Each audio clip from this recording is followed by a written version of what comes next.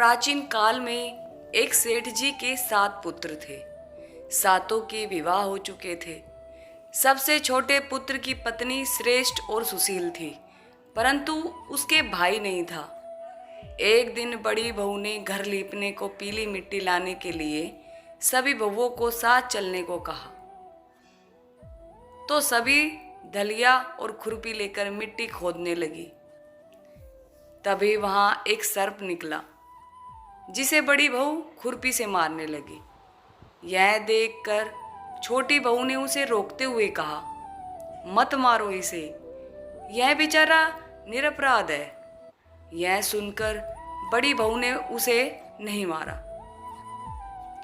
तब सर्प एक और जा बैठा।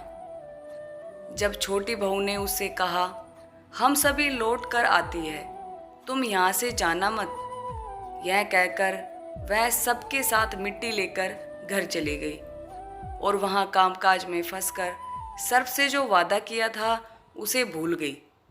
उसे दूसरे दिन वह बात याद आई, तो सबको साथ लेकर वहाँ पहुँची और सर्प को उस स्थान पर बैठा देखकर बोली, सर्प भैया नमस्कार। सर्प ने कहा, तू भैया कह चुकी है, इसलिए तुझे छोड़ देता हूँ, नहीं तो झूठी बात कहने के कारण तुझे अभी डस लेता। वह बोली, भैया मुझसे भूल हो गई, उसकी क्षमा मांगती हूँ। तब सर्प बोला, अच्छा तो आज से मेरी बहन हुई और मैं तेरा भाई हुआ, तुझे जो मांगना हो मांग लो। वह बोली, भैया मेरा कोई नहीं है, अच्छा हुआ जो तू मेरा भाई बन गया। कुछ दिन व्यतीत होने पर वह सर्प मनुष्य का रूप रखकर उसके घर आया और बोला कि मेरी बहन को भेज दो। सबने कहा कि इसके तो कोई भाई नहीं था, तो मैं बोला, मैं दूर के रिश्ते में इसका भाई हूँ, बचपन में ही बाहर चला गया था। उसके विश्वास दिलाने पर घर के लोगों ने छोटी को उसके साथ भेज दिया। उसने मार्ग में बताया कि मैं वहीं सर्प हूँ, इसलिए तू डरना नहीं, और जहाँ चलने में कठिनाई हो वहाँ मेरी पूंछ पकड़ लेना। उसने कहे अनुसार ही किया और इस प्रकार वह उसके घर पहुँच गई। वहाँ के धन ऐश्वर्य को देखकर वह चकित हो गई। एक दिन सर्प की माता ने उससे कहा, मैं एक काम से बाहर जा रही हूँ, तू अपने भाई को ठंडा दूध पिला देना। उसे यह बात ध्यान न रही और उसने गर्म दूध पिला दिया, जिससे उसका मुख जल गया। यह देखकर सर्प की माता बहुत क्रोधित हुई, परंतु सर्प के समझाने पर शांत हो गई। तब सर्प ने कहा कि बहन को अब उसके घर भेज देना चाहिए। तब सर्प और उसके पिता ने उसे बहुत सा सोना, चांदी, जवाहरात, वस्त्र भूषण आदि देकर उसके घर पहुंचा दिया। इतना ढेर सारा धन देखकर बड़ी बहू ने ईर्ष्या से कहा, भाई तो बड़ा धनवान है, तुझे तो उससे और भी धन लाना चाहिए। सर्प ने यह वचन सुना तो सब वस्तुएं सोने की लाकर दे दी। यह देखकर बड़ी बहू ने कहा, इन्हें झाड़ने की झाड़ू भी सोने की होनी चाहिए। तब सर्प ने झाड़ू भी सोने की लाकर दे दी। सर्प ने छोटी बहू को हीरा मणियों का एक अद्भुत हार दिया था। उसकी प्रशंसा उस देश के रानी ने भी सुनी और वह राजा से बोली कि सेठ की छोटी बहू का हार यहाँ आना चाहिए।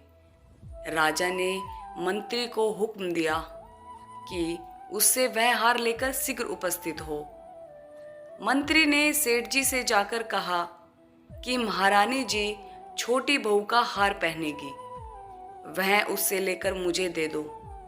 सेठ जी ने डर के कारण छोटी बहू से हार मंगाकर दे दिया। छोटी बहू को यह बात बहुत बुरी लगी। उसने अपने सर्प भाई को याद किया और आने पर प्रार्थना की, भैया रानी ने हार छीन लिया है, तुम कुछ ऐसा करो कि जब वह हार उसके गले में रहे तब तक के लिए सर्प बन जाए, और जब वह मुझे लौटा दे तब हीरो और मणियों का हार हो जाए। सर्प ने ठीक वैसा ही किया। जैसे ही रानी ने हार पहना वैसे ही वह सर्प बन गया। यह देखकर रानी चीख पड़ी और रोने लगी। यह देखकर राजा ने सेठ के पास खबर भेजी कि छोटी बहू को तुरंत भेजो।